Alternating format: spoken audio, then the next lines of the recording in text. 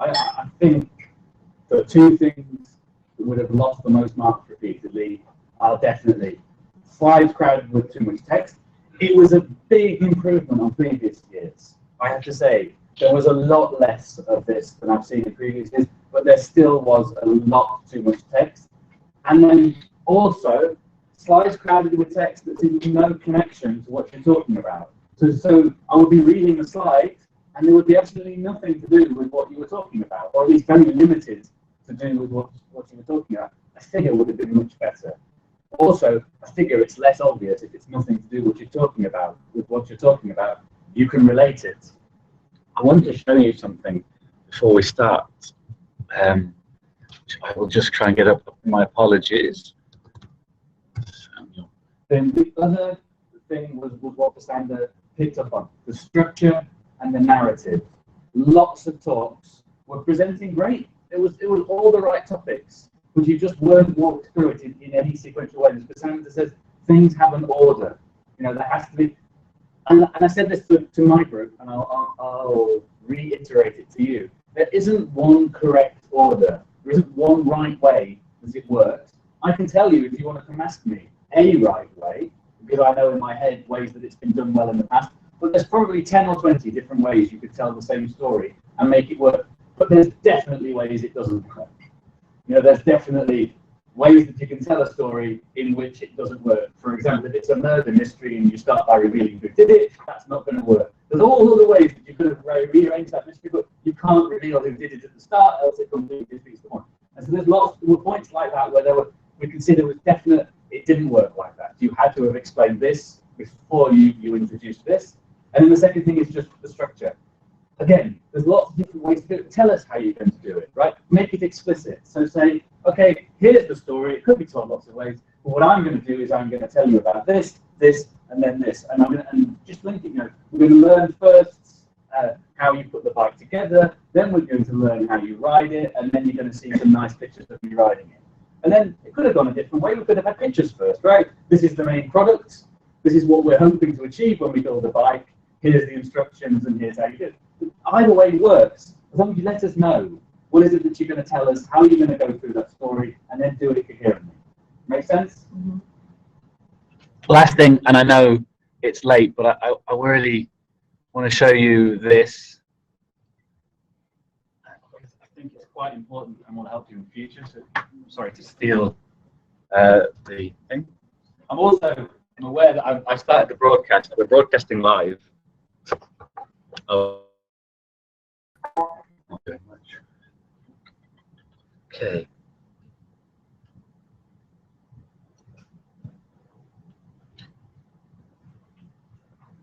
This is from George's presentation.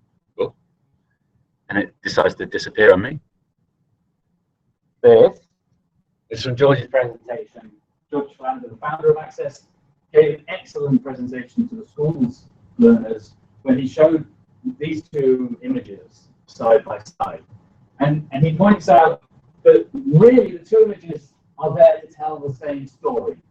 But one of them works well with some people, and one of them works well with other people. And it's important to bear that in mind when you're giving a presentation. So this one, look, is quite famous, right? It's a polar bear stuck on a bit of ice.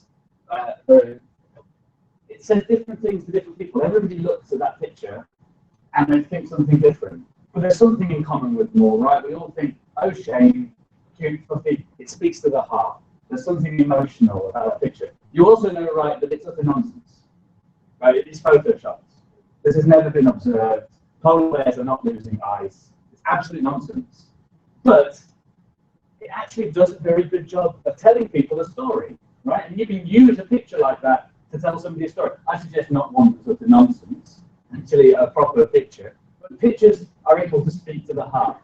They speak to people, possibly those who didn't like science at school and do want to engage with. This tells the same story. I'd much prefer this because, for a start, it's true, right? And there's this whole science and ethics. Picture, it's more on the ethical side. It's more on the subjective side. You can tell any story with it. Different people will see different things. This is very objective. It's hard, it's science. shows you two lines. We've got the CO2 and the temperature. You can infer a correlation between them. You can see what we've been doing with temperature now, and you can think, oh, good grief, what on earth is that going to do? Sorry, what we've been doing with CO2, and you can wonder what on earth that will do to temperature in the past. They've been so well matched. But Jordan points out that lots of people will shut down at this. As soon as you put up a graph like this, then they're not interested. You've lost them. And so you've got to try and think about how you're going to tell your story to both sets of people. And of course, bearing in mind with the second photo, do it in a way that's scientific. Any questions before we begin? I'll take silence to mean that everybody understands everything perfectly. And I like to ask that we have a chair. Would somebody like to volunteer? Or shall I volunteer somebody? Peter, would you do the honors of volunteering someone who's not speaking this morning while I just finish the technical stuff?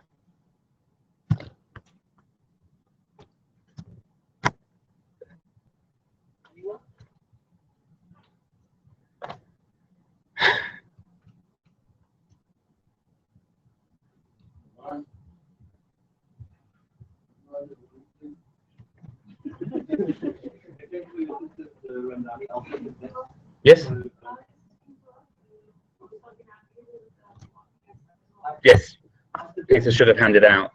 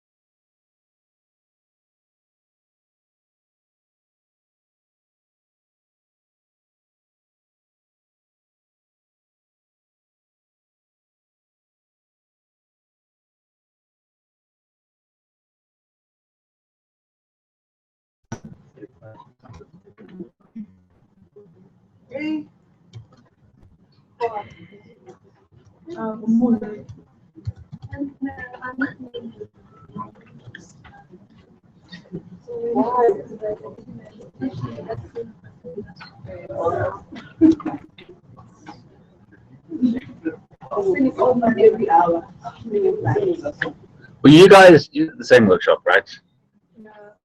I'm really struggling to remember who was where.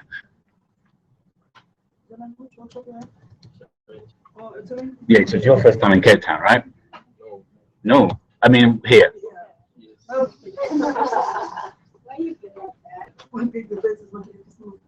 No, I've been to Cape Town. I'm worldly. Don't you tell me that. Just because I'm from the Northern Cape, I haven't been places. To stay.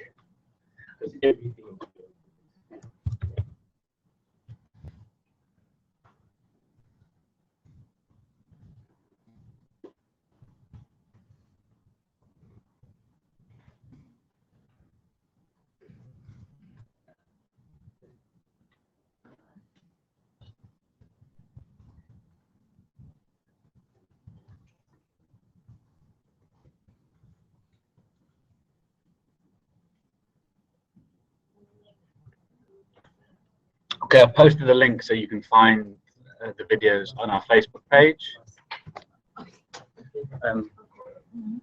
You want just move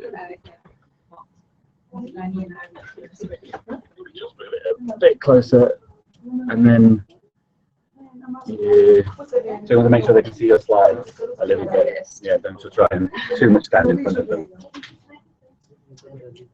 Okay, you'll need to do an introduction and you'll need to do the camera.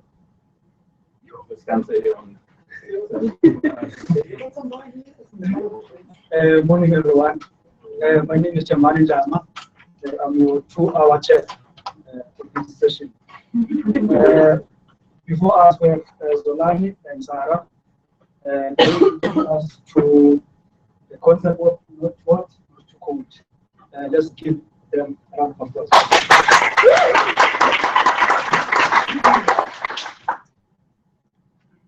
Okay, good morning, everybody. My name is Sarah Larkin, and this is Lani Jack, and we will be presenting Not Too Hot, Not Too Cold, answering the question, why is Earth habitable, or rather posing the question, why is Earth habitable? Can everybody hear me? Great.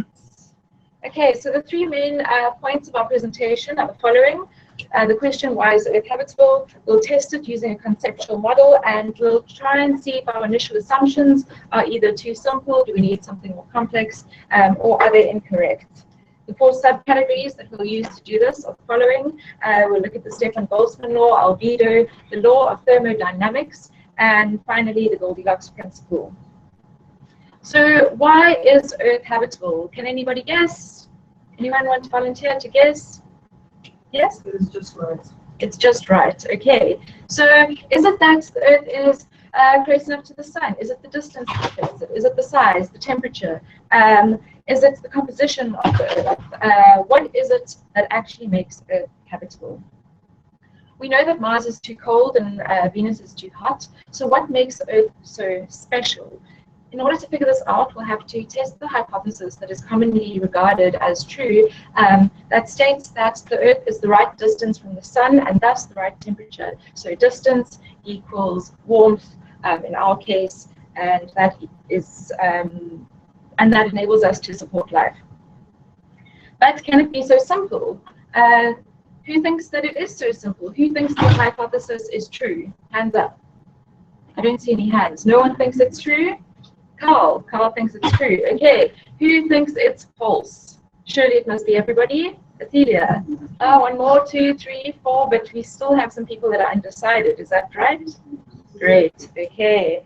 So let's have a look at the correlation between the distance of the Sun and the temperature on Earth. If you have a look at the table over there, you'll see that Venus is 450 degrees Celsius, and it's the closest to the Earth.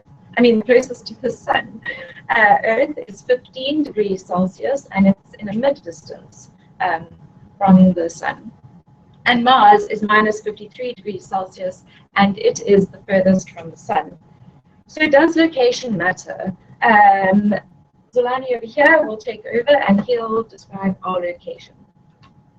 So just before we go any further, just to familiarize ourselves on exactly where we are within the observable universe. Now, our solar system is located in the Milky Way galaxy. Now, the Milky Way galaxy is amongst an estimated 125 billion galaxies within the observable universe. The solar system itself is located more than half away from the center of the Milky Way galaxy. Now, looking now closely to the energy that makes life possible for looking at closely now the energy that makes it possible for life on the planet of Earth, and also all the planets in the solar system itself, and all the liquids and the gases in the solar system itself, we're going to need to observe the Sun. Now, the Sun is a hydrogen giant. 99% of all the gravity that exists in the solar system happens to be found on the Sun.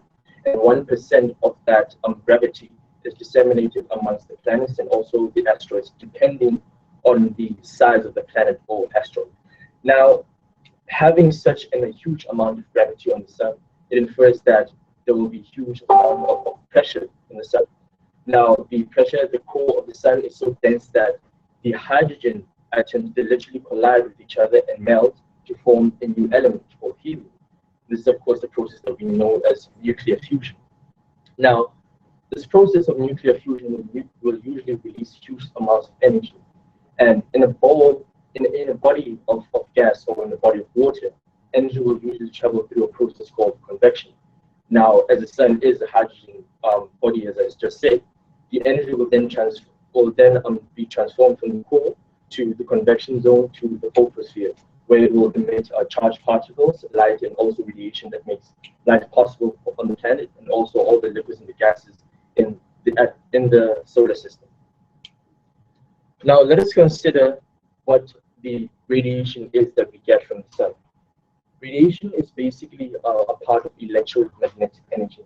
Now, electromagnetic energy is EM waves. EM waves, in the same way that in a body of water, waves carry energy, EM waves also from the sun, they carry energy.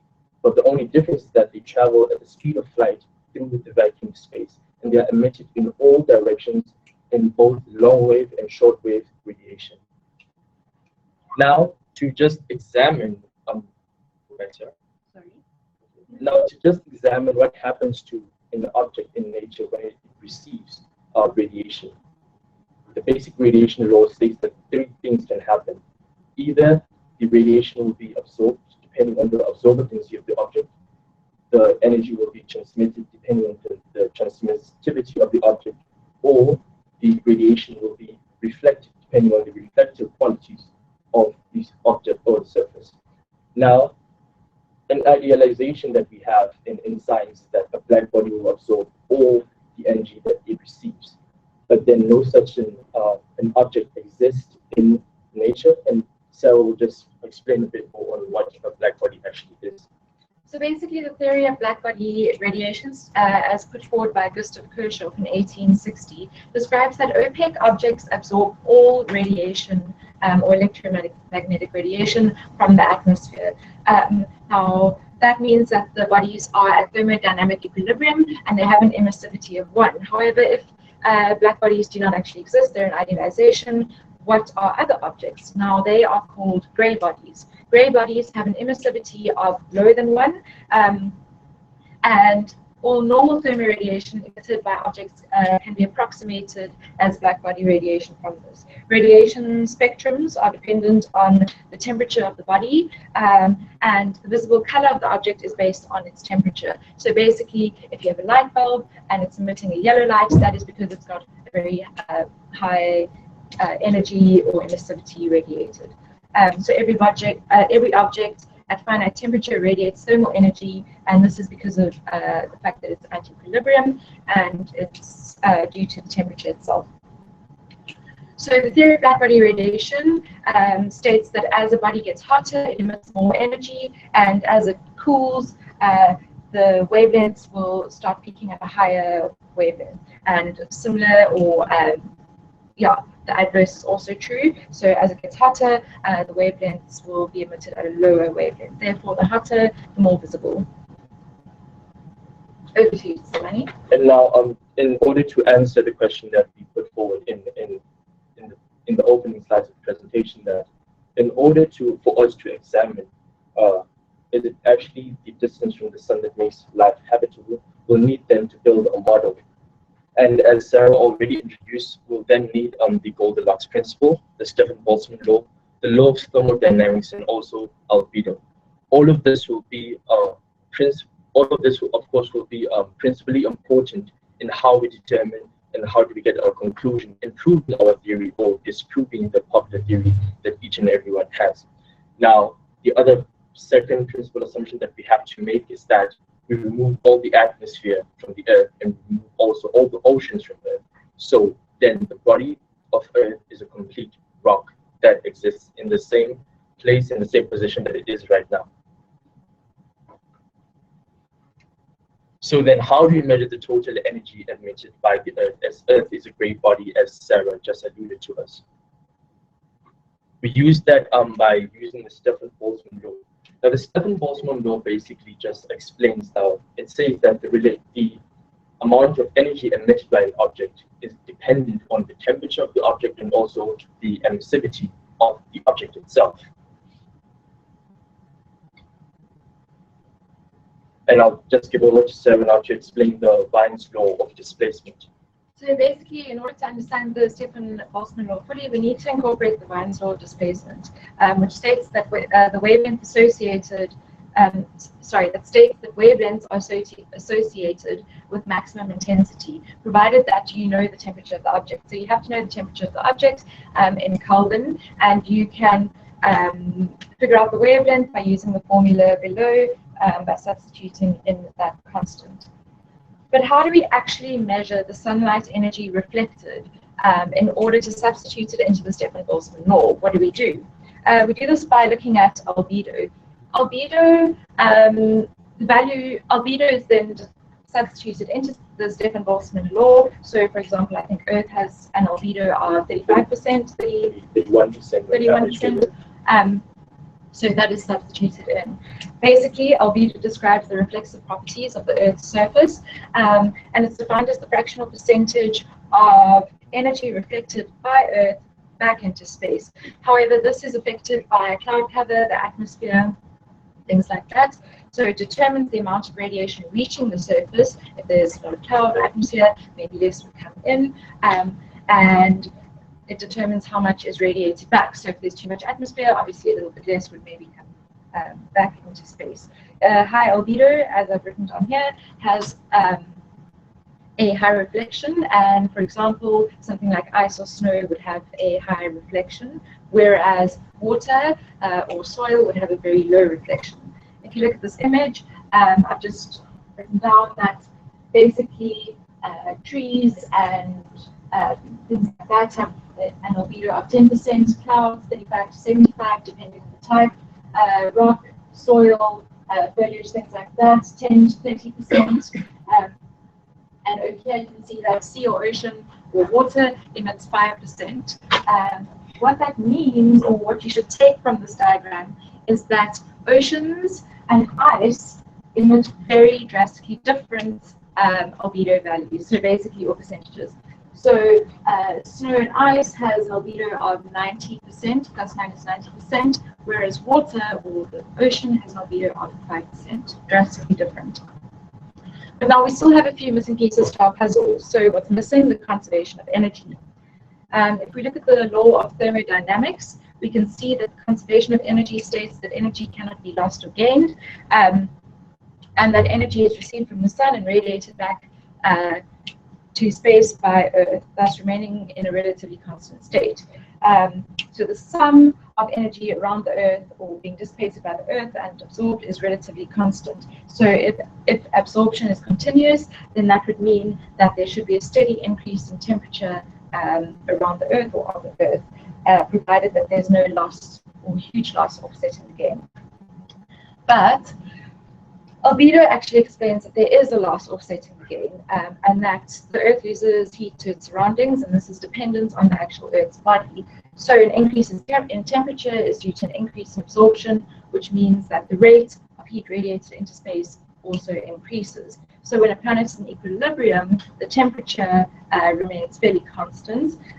So if the Earth is the right distance from the sun, we should be able to calculate that the effective temperature of the Earth equals the observed temperature on Earth. So the effective temperature, the one that we're about to calculate, should equal the temperature that we know we live at today, 15 degrees. So then I'm rearranging the Stefan-Boltzmann law in order to calculate the effective temperature, or the actual temperature of the Earth. Should be considered the Earth to be a body of absolute rock, absolute no oceans or no body of water. We should be able to determine our answer. Now we do that now by trying to calculate the effective temperature as I just stated, taking into account the solar constant. Now solar constant is the average amount of insolation that is received by the Earth during the average distance per year from the sun. That is 1,372 watts per square kilometers. Now working through the calculation and also using the Stefan-Boltzmann constant, we should arrive at an answer that the effective temperature would be 255 Kelvin, which is equals to minus 18 degrees Celsius, which would be absolutely too cold for Earth to sustain any form of life. Which then tells us that the distance from the sun is not only the answer as to why Earth is habitable and Earth has effective. Once this Earth has habitable temperatures. So if you look at this table here, you can see that the temperature on Venus is minus 46, temperature on Earth minus 18, and the temperature on Mars would be minus 57 if calculated using the Stefan-Boltzmann law and the distance in space. But the actual temperatures are drastically different. Venus 477, Earth 15, and Mars minus 47 degrees. So something is definitely missing, but what is it? So if we look at the next graph, we can see that the sunlight radiated in is described by that curve. The black balls are the actual temperatures, and the clear balls are the calculated temperatures. And what you can gather from this is that whatever it is that is affecting Earth's temperature is in abundance on Venus and is not available on Mars, or it's available in small quantities. So what is it? We know that we have incorrect assumptions. We know that the planet's temperature on all three planets is too low, so distance alone cannot account for the Earth's temperature nor the others. So we need a more complex model. So what we'll be doing is we'll be building that up over the next few talks.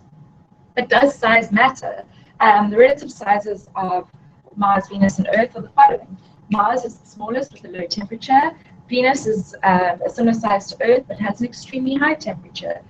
So that's not all. It can't be so simple. There must be something missing. However, we have learned one thing. Despite not knowing what is missing, we've learned about the Goldilocks. If you remember the story, we all remember that Goldilocks went into a house, found 3 bowls of porridge. The first was too hot, the second was too cold, but the third was just right. So Goldilocks basically hadn't chosen the first one because it was incorrect, hadn't chosen the second one because it was incorrect, but she decided to choose the third one because psychologically and biologically speaking, that one was just right. The principle states that there must be no extremes and that things must fall within certain margins in order to biologically flourish and to be psychologically accepted. For example, just bringing things back home, the sea in Cape Town is far too cold to swim. The sea in Durban is a little hot for some, but in the Eastern Cape, where I'm from, the sea is just right. But why is this the case? We'll have a look a little bit later. Another reason that South Africa is so special is that we have the ideal location for stargazing. Who's been to Hogsback? Anybody? Yes. Drakensberg? Anybody else? Yeah. Have you done some stargazing? Yes. Yes? Yeah. So great places to do stargazing. So we highly suggest that you go and have a look if you can. We also have the SKA, the Square Kilometre Array, which we've built with our Australian partners, as well as the SALT telescope that enable us to do some really great planetary and stargazing. So in review, we've covered our 3 points. We've said why Earth is habitable, we've tested our hypothesis, and we've come to the conclusion that our initial assumptions are incorrect. We need something else. Our model is just too simple. Earth might be the right distance, it might be the right size, and it might be the right color, but there's definitely something else that affects our potential for habitability. Thank you very much, everybody. There'll be more in the next talk entitled Light and Air by Mzabisi and William. Thanks.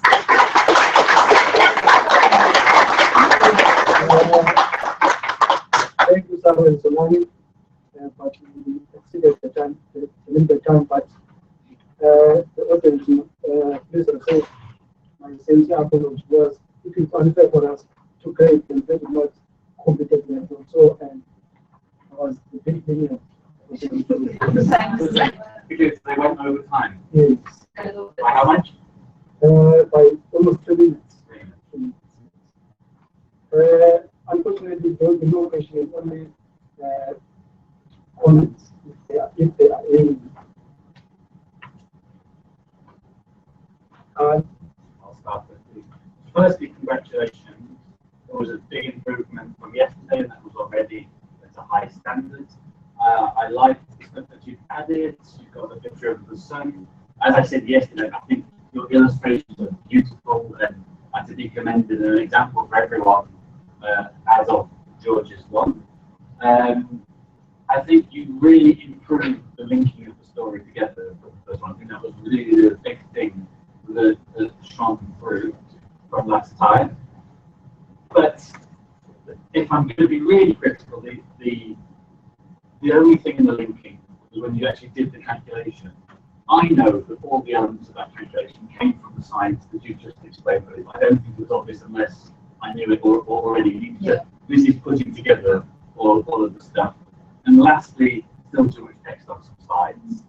It's all very well on a beautiful CSAR projector here, but a rural campus on a rubbish projector, you would be able to read a couple of those. Nonetheless, I expect we've seen you both in sunset. I mean, well, actually, let me rephrase that. What I mean is, Walking into the sunset. when you record your online talk, I think it's going to be a difficult decision between the two of you as to which one goes into next year's online course. So well done. Thank you, Paul.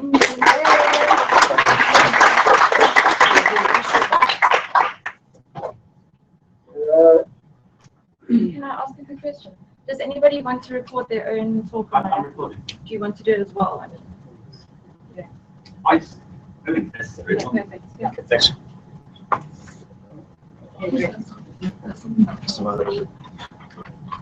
Please go. I've been watching online. Yeah. Still going.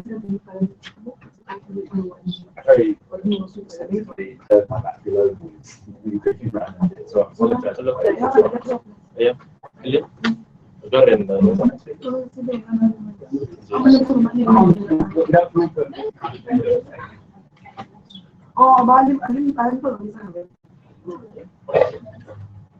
Be aware to make sure that you're on camera when you speak. Obviously, you can stand off when you're not speaking if you prefer to, but put yourself on.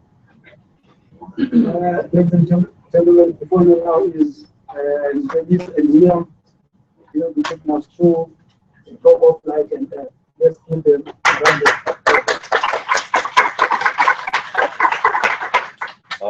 Morning again, everyone. I'm William.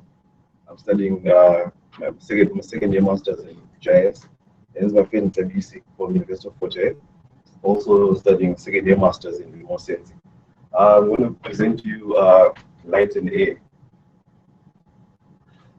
This is where we are on our talk, and Sarah and her colleague tried to explain the concept of why the earth is not too cold, and now we're going to present why it's not too hot, and also introduce the effect of greenhouse gases into the narrative.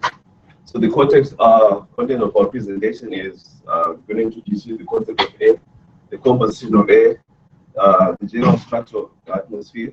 My colleague is going to introduce to you the concept of light, the electromagnetic spectrum, and also introducing you to the concepts of atmospheric windows, and then bring you the relationship between light and air, and the effects that come from the interaction between light and air, and also the special effects of why South Africa is a special place.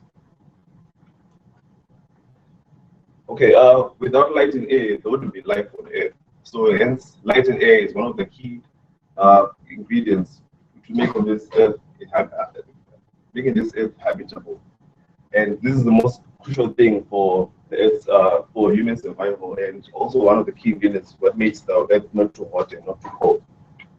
Okay, this is the general composition of gases in the atmosphere, and nitrogen dominates with 70%, followed by oxygen, and we all know we need oxygen to survive, but it's a smaller proportion than argon, neon, and then respectively, they all go down respectively. Okay, so the composition of air is generally not a chemical composition, but a mixture of gases, like you've seen in the previous graph. It's an invisible gas. It comprises of suspending microparticles, water droplets, and other gases. So within the atmosphere, there's gases exchanges, and these are confined closer to the Earth's surface. And during these processes, there are molecules which are produced and somewhat destroyed. But this all happens in an internal process.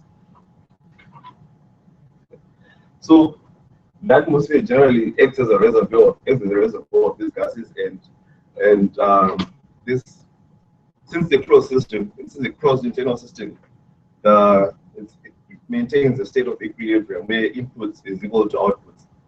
And this means that if there's a slow input of gas, then it takes a slower rate for it to dissipate. And if it's a quick input, also takes it dissipates quickly. This is an example of a volcanic eruption where there's a quick injection of gas into the atmosphere, and the gases, for them to dissipate as well, takes a relatively quicker time.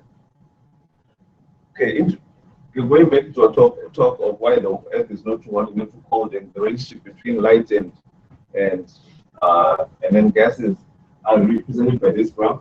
And we all need to bear in mind this concept of greenhouse effect, global warming, carbon dioxide concentration, and also the interaction with time and the increase of this gas concentration into the atmosphere results in a temperature increase. But my friend is going to explain more on this. So this is the general composition, this is the general structure of the atmosphere. And let's just regard this as a graph. And onto the y-axis, there is the height of the ground. And you see that red curve represents the temperature plot. So the first level is the troposphere. This is where we all live. Then there's where all life is confined. And this troposphere is the thinnest between all the four levels. The troposphere generally is about 16 kilometers in height, and the tropics and towards the pole area is going to be around 5 to 6 kilometers in height. So to distinguish these layers, these layers are distinguished by height and temperature decrease. So on the troposphere, there's a temperature decrease of about 6.5 degrees Celsius, a lapse rate of 6.5 degrees Celsius, and it is kept at the tropopause. And then from the tropopause, you move to the stratosphere. Generally, there is a temperature increase due to temperature invasion. And the reason of this temperature increase is because in the troposphere, that's where the ozone layer is, and the ozone layer absorbs UV radiation, and the temperature increase. The succeeding levels are the mesosphere and the thermosphere. These areas experience extreme temperatures. The temperatures are too cold and they're too hot in the thermosphere. So hence, that's why the lower part, which is the troposphere, is inhabitable, which is not too cold and not too hot. My friend, you explain the concept of light. Yeah, thank you very much, William. Am I audible enough? Okay. Before we can get to the question of what light is, I'll have to first describe the nature of light to you. For many centuries, scientists have been debating on whether light was a particle or whether it was a wave. And quantum mechanics tells us that light can simultaneously behave both as a particle and also as a wave, but that is yet to be proven. The wave particle duality. As I said earlier, that scientists have been debating on whether the light was a particle or whether it was a wave. Newton proposed that light was a particle, but then other scientists declined that notion and said that light was a wave. Huygens came out with the theory that light travels in a direct line as a wave and vibrating up and down perpendicularly to the distance that the light travels. But then we have been using that theory of that model, that light was as a wave for a very long time, until Albert Einstein came out, reintroduced the idea of light as a particle. He introduced the particle, the photon. He believed that light behaved as both as a wave and as a particle. Einstein used the photoelectric effect to demonstrate this, which means that when radiation shines on a metal object, it emits electrons. He also argued that if light acted only as a wave, then its amplitude and wavelength should affect the number of emitted electrons, which is the law of conservation of energy. Coming to the question of what is light? Light is basically electromagnetic radiation within a portion of the electromagnetic spectrum, and it is also visible to the human eye and is responsible for the sense of sight. And visible light consists of three basic colors, which is red, green, and blue. And all other colors that we see are composed from these three colors. Moving on, as you can see in my illustration, the electromagnetic spectrum from the short wavelengths up to the long wavelengths. We've got the visible light, which starts from 100 nanometers to the red light, which is 700 nanometers. And the visible light consists of two types of radiations, which is the reflected radiation and the emitted radiation. The reflected radiation is the radiation that is reflected back into the atmosphere by the Earth's surface. And the short wavelength arises from reflected radiation. And emitted radiation is the energy that was absorbed by the Earth's surface and then released back into the atmosphere. And long wavelengths arise from the emitted radiation. And moving on, this is an illustration of the relationship between the short wavelength and the frequency and the energy. As you can see in my illustration, the short wavelengths are an inverse relationship that if the wavelength is short, then it has high frequency and high energy, and vice versa.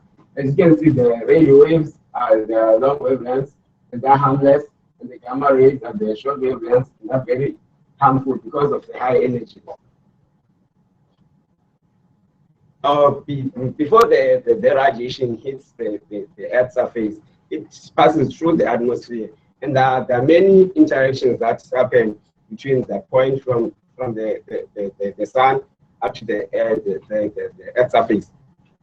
The atmosphere affects the radiation in different ways. As you can see, there's scattering, there's reflection, there's transmission, and the overall effect of the atmosphere varies with the path length that the radiation is taking, the magnitude of the energy of the radiation, and the atmospheric conditions. Are there many? Is there too much of the water vapor? Is there too much of dust in the atmosphere? And the wavelength of the radiation.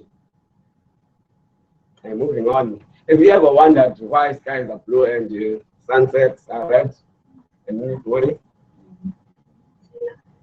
Okay, so basically the reason for the blue skies and the red sunset and dark clouds and white clouds is basically the scattering of light in the atmosphere. Scattering basically is when particles in the atmosphere interact with EMR and cause it to be redirected from its original path. And this scattering of light depends on many aspects, such as the wavelength of the radiation, the abundance of particles in the atmosphere, the distance of the EMR that it must travel, the size of the particle. There are different types of scattering. As I said that, as you can see, that it is responsible for the blue skies, for the red sunsets, and dark clouds and white clouds. So I'm going to be talking about two types of scattering, which is the Rayleigh scattering, which is responsible for the blue skies, the Meyer scattering, which is responsible for the white and gray clouds. Basically, the Rayleigh scattering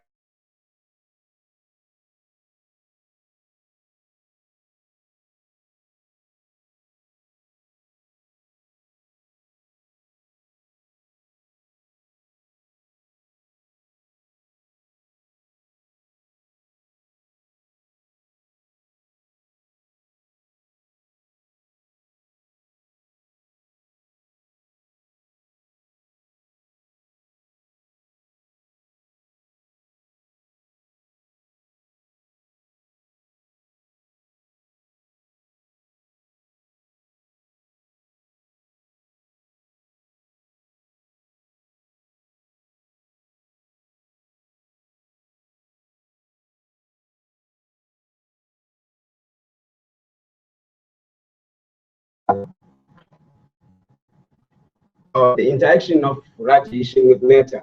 Radiation also interacts with matter in different ways. As you can see in my illustration, the two arrows is the incident radiation upon the target, which is from the sun. It hits the target, and the target reflects responds in different ways, such as it reflects from, which is a reflection that goes back to the atmosphere, reflecting the radiation, the absorption, it absorbs the radiation, the transmission through the target. In my study field, in remote sensing, we are more interested with measuring the reflected radiation, because when the radiation is reflected back into the atmosphere, the satellites or sensors capture that reflected radiation and giving us the pictures that we see that are acquired by sensors. absorption of light in the atmosphere. Molecules in the atmosphere absorb light energy at vast wavelengths. These are mainly the particles that absorb light are mainly ozone, carbon dioxide, water vapor, and dust. And this results into a loss of energy reaching the ground. And certain wavelengths allow radiation to pass differently. As you can see in my following illustration, how wavelength is allowed to pass through the electromagnetic spectrum. Our visible light allows much more radiation to pass than the other regions of the electromagnetic spectrum. Oh God, as I have spoken about the light and the air and the interaction with the atmosphere, this brings us to one of the most important processes that makes the planet habitable, the greenhouse effect. Basically, when radiation interacts with atmosphere and the Earth's surface, we experience the greenhouse effect. When radiation hits the surface, it passes through the atmosphere. Most of the radiation is allowed to pass the atmosphere, but some is reflected by the particles in the atmosphere, and some is reflected by the Earth's surface. But the absorbed energy, that is absorbed by the Earth, is then re-emitted as since the radiation from the sun was a short wave. It's re-emitted by the Earth's surface now as the IR, which is the infrared, into the atmosphere as a long wave. And then the particles in the atmosphere are not transparent to long wavelength as they were transparent to the short wavelength that was coming from the sun. Now that what happens is that they absorb this radiation IR, which is coming right from the Earth's surface, and store it. It basically reacts with the hydrogen electron, which is in the water vapor, making that hydrogen electron to vibrate more, and then it releases, making the Earth's surface to be warmer. And if these greenhouse gases were not available in the atmosphere would be very much hot, making it very unsurvivable for human and living organisms. Moving on to why South Africa is special in terms of light and air. South Africa is special for its sunsets. In South Africa, we have the west and we have the east. And in the east, we experience different sunsets than in the west. You don't have to go to other places to experience that kind of. William here will be concluding on what we just said. So in conclusion, in our talk, we introduced the concept of air and how the atmosphere is a reservoir of gases and the gases and the interaction between gases and light, and also the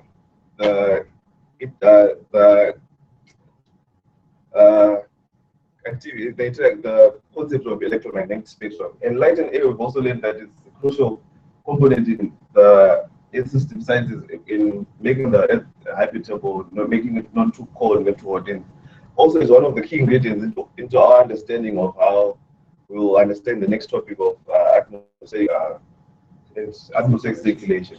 Thank you.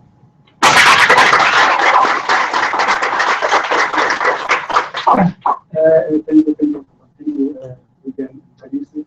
Of course, again, they exceed the time, but one thing that we need to understand is that these are Planetiers, the Planetiers who are one.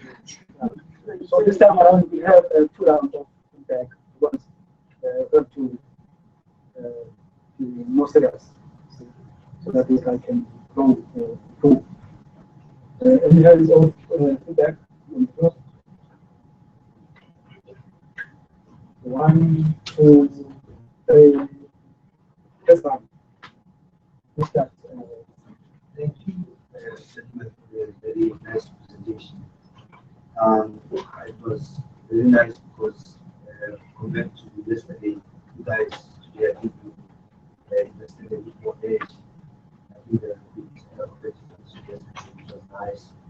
And I don't have many negatives, but just remember that you want to reduce the text, but not too much, just careful. and I think we wanted to say the atmosphere was not there or something. We wanted to say cold, we said hot. Then I think we wanted to say acceptance, so we said alive. Yeah. I think it covered most of what I just was going to say because it's a lot more energy than it was from yesterday. Yeah. And like most of the pictures look good, even the graphs look good. But then I just have like one concern, as it was the concern yesterday, that it's a lot. So I was saying that it's an improvement from yesterday because yesterday like the presentation that enthusiasm and energy. And also today I like the presentation because of the pictures and the graphs and all that show the short waves and the long waves are very accurate. But the only problem that I have is now that in one of their slides I saw that they showed a symbol of a photon and vapor, and also they were speaking about which is infrared. Now for someone who's doing perhaps flow or any other type of utility and they don't know what the sign of a photon is or the frequency that has to be reached for the infrared, that might be a problem. But then otherwise it's good. I'd say well done, guys. I was really impressed. I enjoyed your talk, and just So, round of applause. Carl? Anyone else? I'll speak very quickly from me this time. It was a good improvement, and I think you put more enthusiasm into it, so thank you for that. Just something that came through. I commented on one of your diagrams last time, and I realized you changed it, and it is a big improvement. But as you're looking at all of it, you've obviously taken a lot of your diagrams directly from the internet. And that's not a problem. I mean, why reinvent the wheel? Right nowadays, you can just go online and search and find good diagrams. But a word of caution, make sure you get the best ones. So you'll take that next one, and it's now a much nicer one. But I've seen some of them are much better diagrams than the ones you've chosen out. So don't just pick the first one you come to. Have a look through and find the clearest one without small text, or which nicely illustrates the point. Otherwise, aside from these small things, very well done.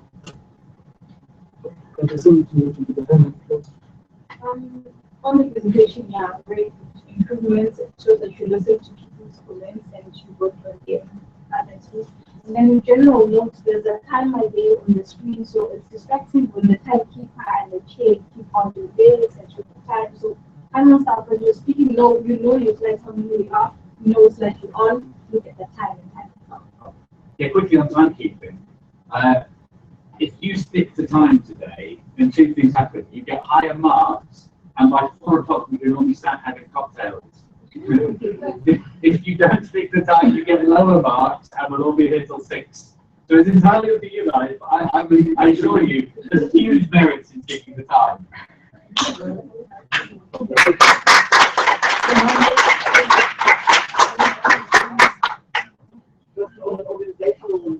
Could you please say the break time and not to a million hours for qualifying? Quite disruptive in this course, right? And I think break time is one thing.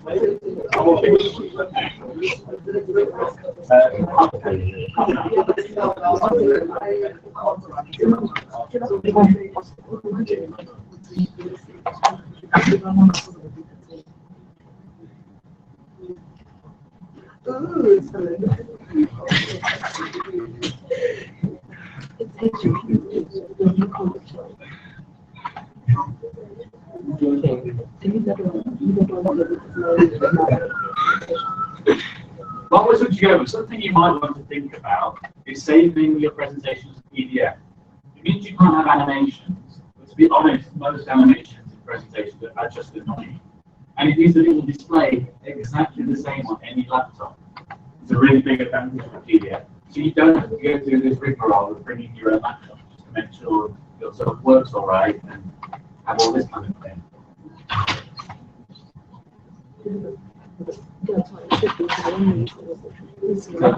Full screen, PowerPoint.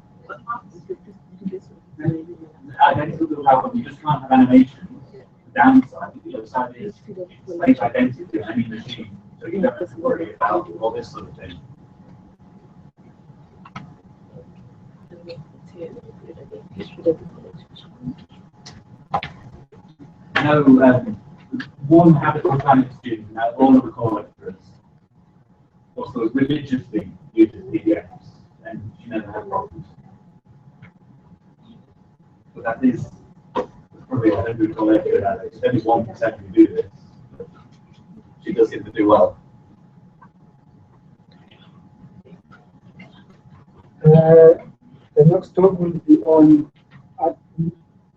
circulating atmosphere, presented by David and Kaylee.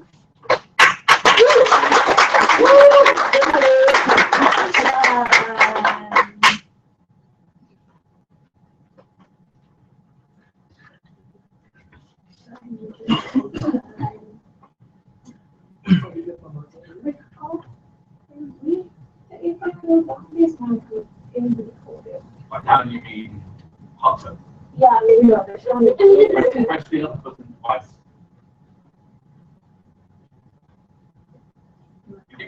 Thank you. Greetings, everybody. My name is Nisheng Ndovu, and with me is my partner and good friend, Dedrix Morake, and we will be talking more on atmospheric circulations. But before we talk of circulating atmosphere, we would like to recap on what our last talk was talking about. We've learned that light is an electromagnetic wave, and that it forms part of the electromagnetic spectrum. And we learned that air is made up of many small particles that move rapidly around, and that the interaction between light and air makes us better explain why the sunsets are red and the skies are blue, and it importantly causes the greenhouse effect. But now that model that we just learned about result in a world that is quite far too hot. So now in this talk, let us look at other elements that come into play. So our overview is pretty much this. We're going to talk about the single cell model. We're going to talk about the three-cell model, and we're going to look at the seasonal shift of the cell, as well as the global winds and the importance of circulating atmosphere, and we will be concluding. Atmospheric circulation is pretty much of a large-scale motion of the atmosphere. As we know, as humans, our source of energy, we get it from food, right? So for the atmosphere to be in action, its source of energy is the sun, it's the insolation, sun radiation. So the atmospheric circulation then help to redistribute heat and therefore keep our planet within its habitable thresholds. Okay, so the elements of atmospheric circulation are temperature, pressure, and the three-cell model, as well as the winds. Looking at the temperature gradient, we are looking at the rate of change of temperature with distance in any given point. And as we can see in this nice diagram, the heat is carried away from the hot areas, and the hot areas are in the equator, because at the equator we have the surplus of heat, because there is more heat being absorbed than it is being radiated back. So we are ending up having a surplus of heat. As you can see, the red line represents the heat that is absorbed, and the blue line, the heat that is being emitted back into the atmosphere. So what happens at the poles is completely different, because we are having this heat deficit, because heat is more much being reflected back than it is being absorbed. Okay, and that causes the atmospheric circulation. And looking at the pressure over the globe,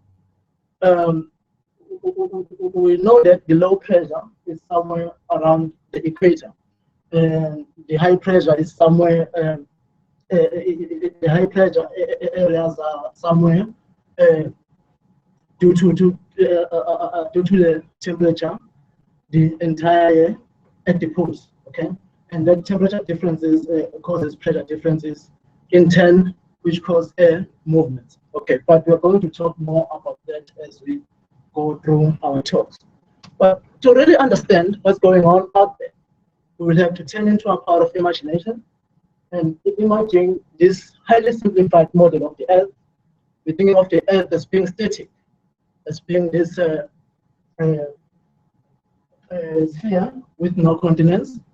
And we are going to assume that the equatorial regions receive more heat than the polar regions.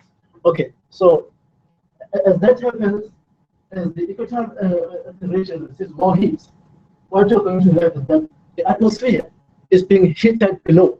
So the source of energy for the atmosphere is the land surface. So as air moves near the surface, it gets heated up, and heated air will want to rise up because it loses, it has pressure, it wants to rise up. Okay, rising air, it rises up as warm air, but as it rises up, it loses the heat, and then it will want to expand, and it will want it will cool and then want to fall down again. Okay, obviously it won't just rise up and then go down straight on. It will want to go into the polar region, and then it can cool and then come back into the equatorial region, and we're ending up having this huge gigantic condensate. Okay, and this thing, what you are seeing here, it also helps us to explain why the mountaintops are relatively colder than while you are at the bottom. By a quick show of hands, who has been at the top of the Table Mountain? Oh, that's kind of thank you. Okay, well, I guess this will better make my point there. So, what did you notice about the air? How was it? Was it relatively warm, relatively cooler up there than it was when you're at the bottom? There are two fields, one in winter, one in summer. Winter one was freezing. So I'll really recognize it. All right, so it's the same thing that's happening. When at the bottom, the air is near the surface, so the air is warm. So as you're riding up the mountain, the air is becoming cool and cool, and that is why you're ending up having cold air there. So now this is a static air. It is not rotating. Now what you want to do is you want to rotate the air. As you can see, the black line shows the direction at which the air will be rotating. Okay, what now we are having is that we are bringing in the Coriolis force. Before the Earth rotated, the winds were pretty much north-south, right? Quick look. The winds were pretty much north-south. But now, since the Earth is rotating, as you can see it, we are having this east-west movement of wind, and that is due to the Coriolis force. And to better understand this, you have to think of a plane that is living at a city somewhere near the polar regions, going directly to the city that is around the equatorial regions. Okay, if there was no Coriolis force, the plane will move downward straightward to the city that is at the equator. But due to the Coriolis effect, the plane will like shift towards the right, unless there are pilots there who keep it steering it and handling it to reach its intended path. Okay, so now due to the fact that the Earth is rotating, and due to the fact that now the Earth has continents, it's not just a sphere with no land masses. We're ending up having not just one huge gigantic convection cell, we are having three cells. Now we are having the hard cell around 0 degrees to 30 degrees north and south of the equator. This is what Hartley proposed it would happen because the air wants to rise up, as I've already said, and at some point it will want to sink. And at the polar regions, at around the polar regions and 60 degrees north and south, of it, we're having the polar cell. Okay, and somewhere between the Habitable and the polar cell, we are having the feral cell, which is not due to the differences in heat. It is mainly due to the friction force, because at 30 degrees north or south, the air is coming down, the air is sinking, so it wants to take the air that is beside it down with it. So we are ending up having this downward movement of air. At 60 degrees north, it's the same thing that is happening at 60 degrees south. At 60 degrees north, the rising air of the polar cell will want to take the air that is beside it downward. So we are ending up having that circulation, which we like to call the feral cell. And the cells are not just there, like they are being fixed there. They move, they shift with seasonality. Like, for instance, in January, the sun is hitting overhead at the Tropic of Capricorn. The Tropic of Capricorn is 23 degrees south of the equator. Okay, so the cells will want to shift southward in the southern hemisphere. And in June, it's the complete different. It's something that happens is completely different, because now the sun wants to hit more on the north equator, and the cells want to shift there. So my partner here will want to talk of the global winds. Okay, I'm going to talk about the global winds, and then I'm going to start here. Here in the equator here, there's a belt called the doldrums. It's near the equator here, and then there's a zone that is called intertropical convergence zone, where it's found in the equator, and then there will be winds blowing from high pressure from here at the post towards the equator, and then those winds are called trade winds. Okay, and then there are easterlies winds, and then from here, from the subtropical high, there will be westerlies, which are prevailing winds that are moving from high pressure toward the pole. Okay.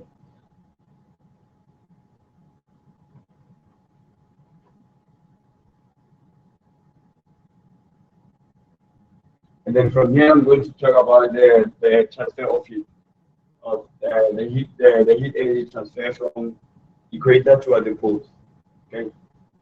What is happening here is that when the air is carried energy from the equator, it's moving to the poles through Habitable. It started from Habitable, as the arrow shows. It will move to feral cell. From feral cell, it will move to the poles. Okay, things happen in the southern hemisphere.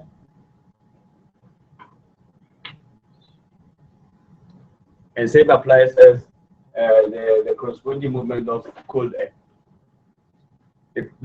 At the poles here, there's the extremely cold air that is moving from high pressure towards low pressure.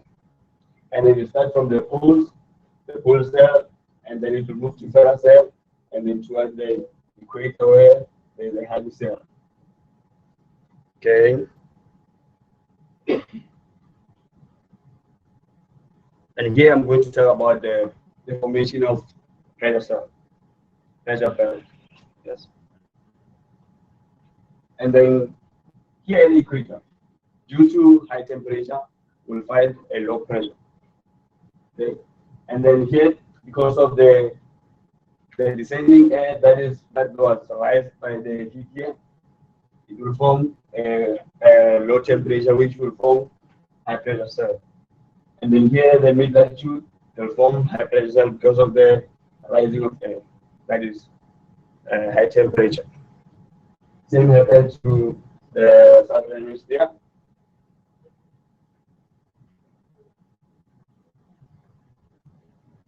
And here I'm going to talk about the surface with plankton, how they are formed due to this pressure.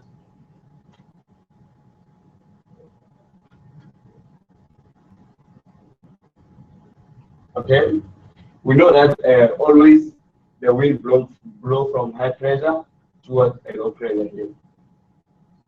Because of the Coriolis, as my partner talked about the effect of Coriolis force, this is what happens. That is what's happening when the Earth is rotating. It's rotating. We know that the Coriolis force is not a true force, but it has effect on the Earth as the Earth moves from west to east. Okay, and then we know that in the northern hemisphere, any object or any wind reflects to the right because of the Coriolis effect. And then on the southern hemisphere, any object or any wind is deflected to the left due to Coriolis force. And then, as you notice, when you go to the bathroom, after using your toilet, when you flush it, the water circulation is always anti-clockwise because of Coriolis force. And then this wind, the wind belts shift seasonally, as my partner illustrated how there is a seasonal shift of cells. And then here we talk about the importance of circulating atmosphere. It determines the climate conditions, and then it detects our weather and seasonal traits, and then determine the geographic distribution that will tell us where we can find different biomes. Okay, and then we need to understand the function of the Earth, how the Earth functions.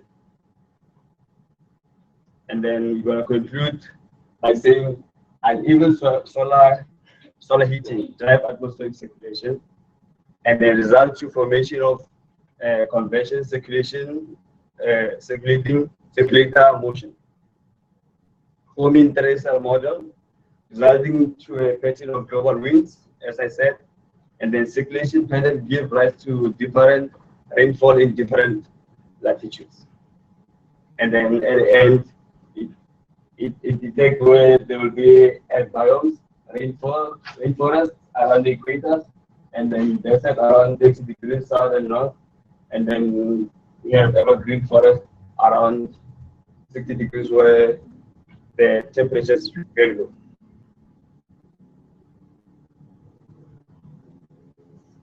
And I'd like to pave a way for the next talk, as Belinda will be presenting about the circulating ocean. Okay, and then we know that atmosphere explains our winds, climate, and keep our planet cool, right? So we have a habitable planet, right? Is it so? No, it's not so. Because we can work individually. We have to include oceans, because AC direction is the most important, because ocean and atmosphere determine our weather and climate. Okay, and then when the ocean work with ocean and atmosphere work hand in hand, they work together, they make things happen. Thanks.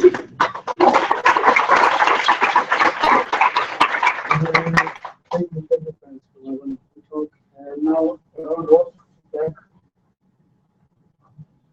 1, 2, 3, 4, 5, 6. That's seconds.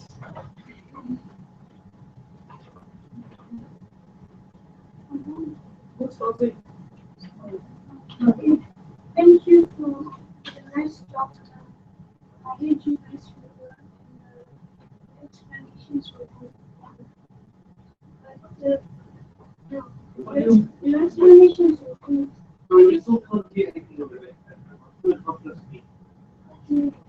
Thank you for the nice talk. Your explanations were making sense to me. So I just want to elaborate on something. I would like it if you explain, when you explain the surplus heat or energy in the liquid, it's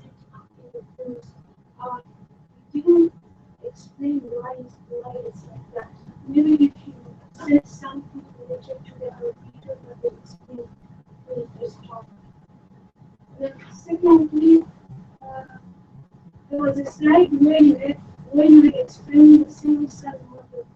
I saw errors. It looked like you had the picture, or I don't know where you got the picture, and then you took it to an app and then you edited the picture. Those errors were not clear to me.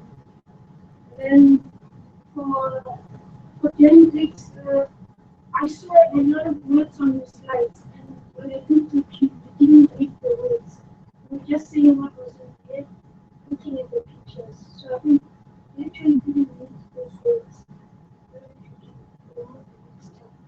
And lastly, I saw some of the headings, the font was too small compared to the content. I got confused why the heading was small and then the font of the content is big. Otherwise, thank you.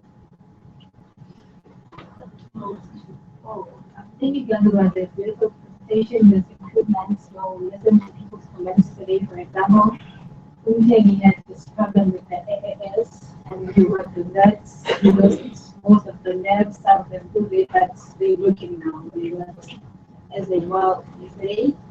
And then, another thing that you listen to, you were told to contact community that to change the way you presented your freestyle model, how you introduce them, you change that it saves a lot of time.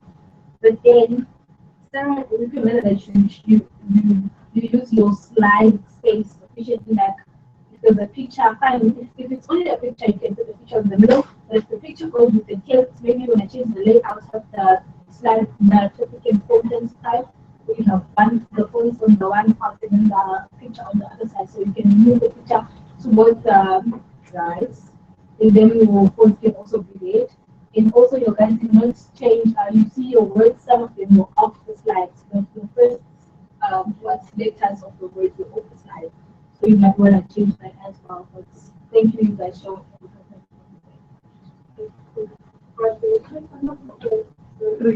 Oh, sorry. Thank you guys for a very interesting talk. Actually, my point was similar to Elena, but then I just wanted to say, maybe for your online presentation, for the illustration, especially for the single cell model, to actually avoid the errors you talked about, maybe you could just use illustration, the YouTube, maybe the small video, like 5 seconds, to just show the earth actually rotating. It's going to really help. Okay. The presentation was really good. I liked it. I wasn't here for the previous presentation, but I did see the after of the presentation too. I'm going to pronounce it wrong, so I'm not even going to try. But personally, I'm really proud.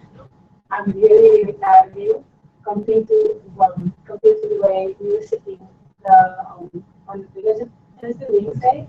We sat together, and I can see that you took a lot of my advice. It was compared to that presentation you initially showed me compared to now, it was a huge difference. I thought your pictures were good. You were a bit nervous, but you kept us going. You were engaging us. You kept us entertained with your jokes. I had some suggestions, and I think some of them already touched on it. But first of all, I missed why it's important for South Africa. I missed the special thing about South Africa. Did you guys include that? Table Mountain. Okay.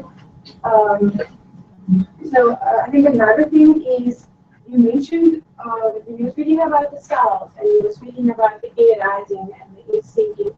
You said 4. So that's just be careful with your scientific terminologies because people could misinterpret what you're trying to say. Was actually I'm just going to reiterate the pictures. When you had pictures, it was a bit too worried. Could have been a little, and then punctuation. There was capital letters, there was a full stop, that kind of thing. That's not, And then the last thing was color contrast. There was an image where it was white and you couldn't see anything. But other than that, I thought it was an excellent presentation.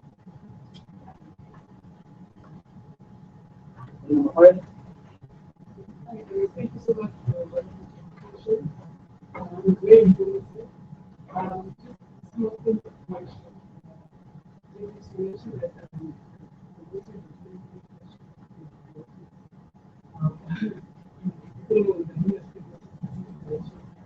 for this was only at large masses and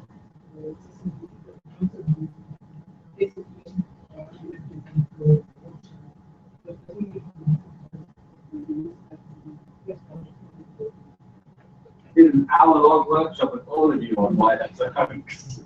Glad somebody will.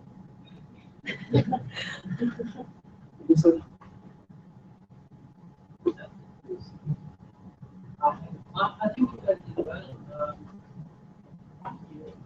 that's comment is in fact yesterday that we worked together very well.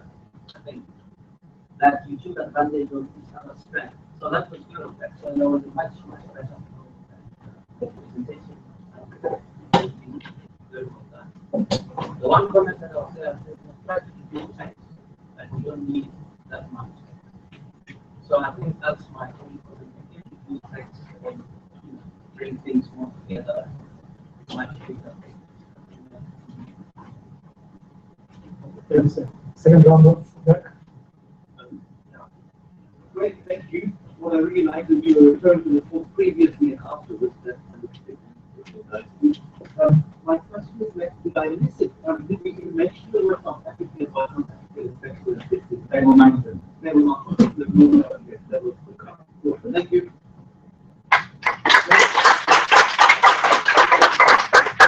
I suppose you can see now, come back in 20 minutes. Or 22.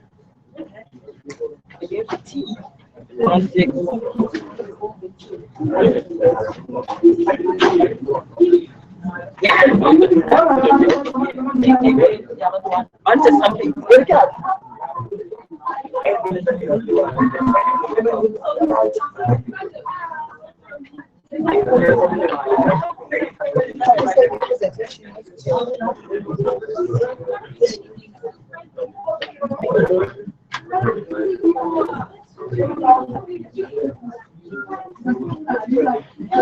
Ladies and gentlemen online, we'll be back for the next session shortly. I'll be starting a separate broadcast and posting to the Habitable Planet Facebook page. Thank you.